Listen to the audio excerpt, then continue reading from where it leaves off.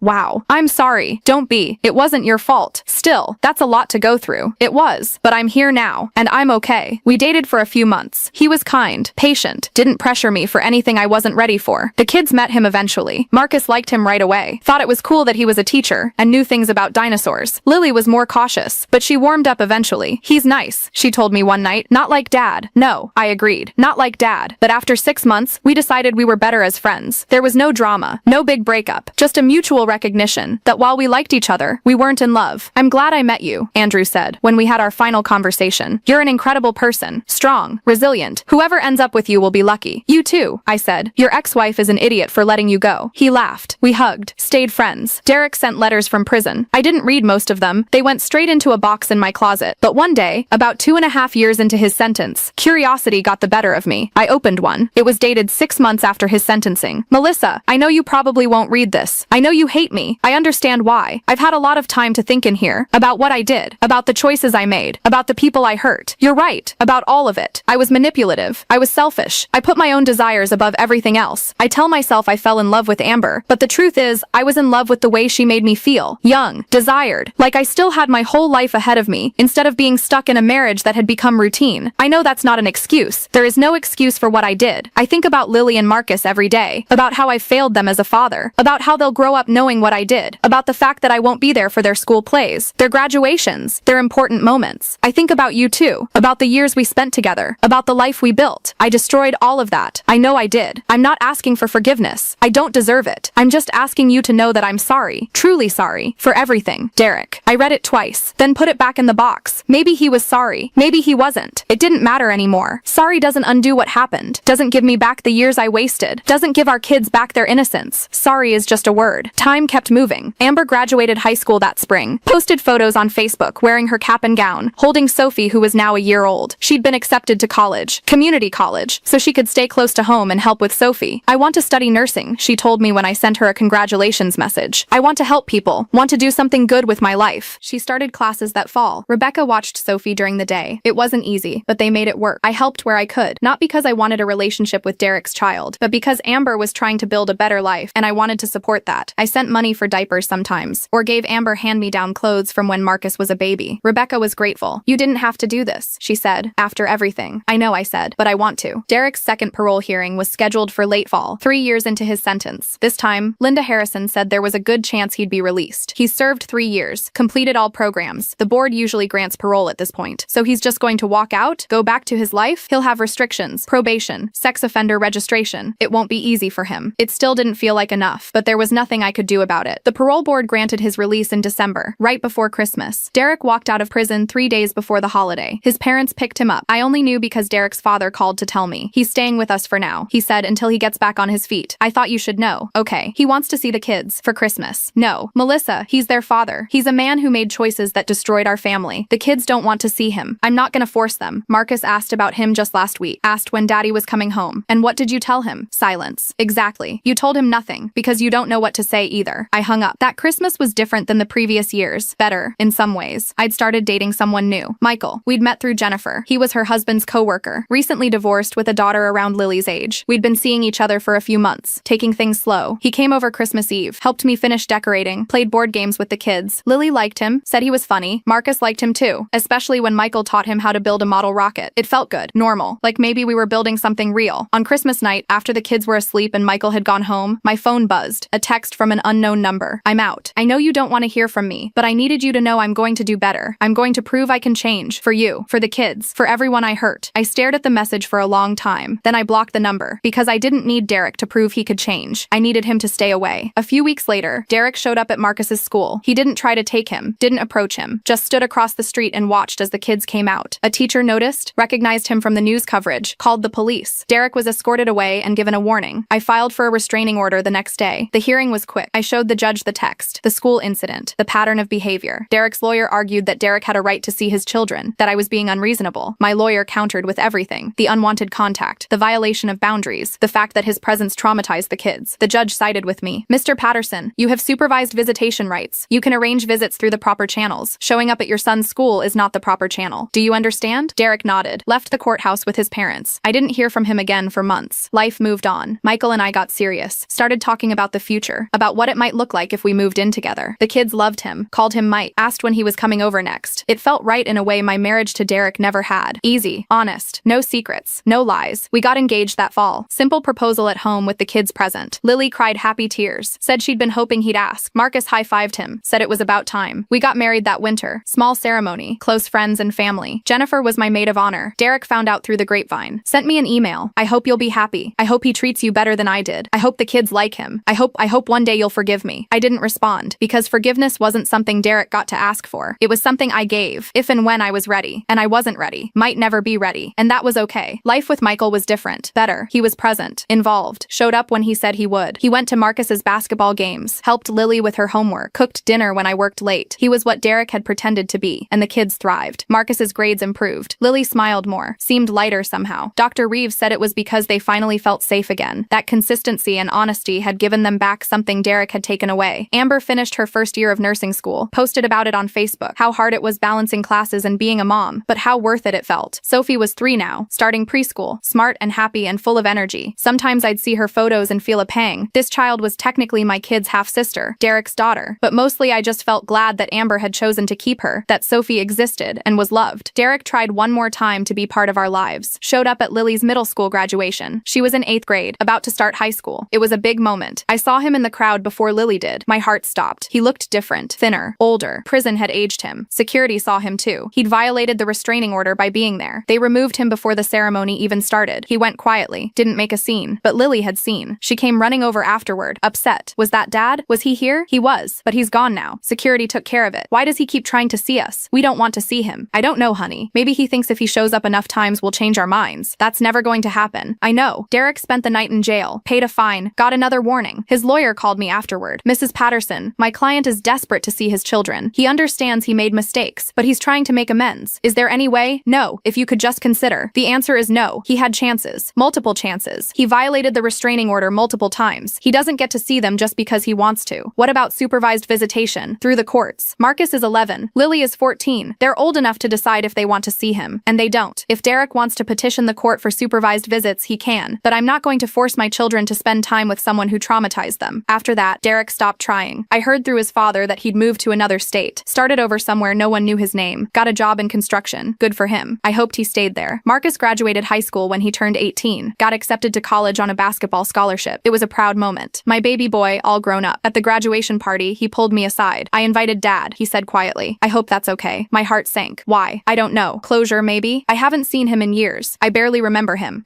I needed to see him, to know he's real, and not just this story everyone tells. Did he respond? Yeah, he's coming. He won't sit with us or anything. He'll stay in the back. But I wanted you to know. I nodded. Tried to hide my anxiety. Derek came. Sat in the very back row. Didn't try to approach us. After the ceremony, Marcus went over to talk to him. They spoke for maybe 5 minutes. Michael stayed close to me, holding my hand. You okay? He asked. Yeah, I think so. When Marcus came back, I asked, how was it? Weird. He looks old. Tired. What did you talk about? Nothing really. He said he was proud of me. Asked about college. I told him where I was going, and he said that was great. Then we ran out of things to say. Are you glad you talked to him? Marcus thought about it. Yeah, I think I needed to see that he's just a person. Not this big scary thing in my head anymore. Just a guy who made bad choices and has to live with them. Pretty mature perspective. I learned from the best. He hugged me, and I realized that was it. That was the victory. Not Derek going to prison. Not winning the divorce. Not any of the external things. The victory was raising kids who understood nuance, who could see people as complicated, who could acknowledge pain without being consumed by it. That was what Derek couldn't take from us. Lily graduated high school 2 years later, got accepted to an art school in the city. She was talented, had always been good at drawing, but in high school she'd really blossomed. Her portfolio was full of powerful pieces, some about trauma, some about healing, some just beautiful for the sake of being beautiful. She didn't invite Derek to her graduation, didn't even consider it. When I asked if she wanted to, she said, no, he doesn't get to be part of my successes. He wasn't there for the hard parts. He doesn't get the good parts either. I understood, respected her choice. After she graduated, she came to me with something. I want to talk to Amber, she said, and Sophie, if that's okay. Why? Because Sophie is technically my half-sister, and I've been thinking about that, about how she's innocent in all of this, and maybe it would be good to know her, not as Dad's daughter, just as a person. We arranged a meeting at a coffee shop, neutral territory. Amber brought Sophie, who was now 7, a bright, chatty little girl who loved dinosaurs and art. Lily and Sophie hit it off immediately, talked about drawing, about favorite colors, about nothing and everything. Amber and I watched them together. Thank you for this, Amber said, for letting them meet. Thank Lily. It was her idea. Still, you could have said no. Yeah, but holding on to anger forever doesn't help anyone. And Sophie deserves to know her siblings, if they want to know her. Marcus met Sophie a few months later. Was awkward at first. He was 19 and had no idea how to talk to a 7-year-old. But Sophie broke the ice by asking if he could teach her to play basketball. They spent an afternoon in the park. Marcus teaching Sophie to dribble. Sophie laughing every time she missed a shot. It was strange, and beautiful, and healing in ways I hadn't expected. Now, 10 years after everything fell apart, I'm sitting in my kitchen drinking coffee. Michael is making breakfast. The smell of bacon fills the house. The kids are both off at college. Marcus is in his junior year. Lily is in her 2nd year of art school. The house is quiet, peaceful. I still think about those days sometimes. The discovery, the confrontation, the arrest, the trial, but they don't hurt the way they used to. They're just part of my story now. Part of what made me who I am. Stronger, wiser, less willing to accept less than I deserve. Jennifer still tells me I should write a book, that my story could help other women. Maybe someday I will. Amber is a nurse now. Works at the children's hospital. Engaged to a paramedic named Ryan, who treats Sophie like his own daughter. They're getting married next summer. I'm invited to the wedding. I'm going to go. Sophie is doing well. Smart kid. Wants to be a scientist when she grows up. She knows Derek is her father. Amber told her when she was old enough to understand. But she doesn't have a relationship with him. He sends cards sometimes, Amber told me recently. On her birthday. Holidays. She reads them but doesn't respond. respond? How does she feel about him? Curious, I think, but not ready to meet him. Maybe someday, or maybe not. It's her choice. Derek is still out there somewhere, living in another state, working, trying to rebuild. I don't wish him harm, but I don't wish him well either. He's just gone. A chapter that's closed, and I'm okay with that. More than okay. Last month, Marcus brought his girlfriend home for Thanksgiving, a sweet girl named Vanessa who's studying engineering. Lily came home too, brought her portfolio to show us her latest work. We sat around the table, me, Michael, the kids, Vanessa, Michael's daughter Emma who's become close with Lily, and I looked around at this family we'd built. Not the family I'd planned, but the family I had, and it was good, better than good. It was real, honest, built on truth instead of lies. Sometimes people ask me if I regret how I handled things, if I wish I'd done it differently. The answer is no. I did what I had to do, what felt right. I protected Amber, protected my kids, protected myself, and in the end, that's what matters. Not revenge, not punishment, just protection, just survival, just building something new from the ashes of something broken. The house is mine now, really mine. I repainted the bedroom years ago, got rid of Derek's office, turned it into a reading room with big windows and comfortable chairs. Michael added bookshelves, made it cozy. Sometimes I sit in there with a cup of tea and look out the window and think about how different my life is now. Better different, harder different in some ways, but mine, all mine. My phone buzzes. It's a text from Lily. Love you, Mom. Thanks for always protecting us, even when it was hard. I smile. Type back. Love you too, baby. Always. And I mean it, because that's what this was all about. Not destroying Derek, not getting revenge. It was about protecting the people I loved, and I'd do it all again in a heartbeat. The sun is coming up. Michael hands me a plate of eggs and bacon. What are you thinking about? He asks. Just how far we've come. He kisses the top of my head. We've come pretty far. Yeah, I say, we really have. And that's my story. That's how I went from being the perfect wife to the woman who sent her husband to prison. I don't regret it. Not even a little bit. Because sometimes the bravest thing you can do is burn down everything you built and start over. And sometimes that's exactly what you need to do to survive.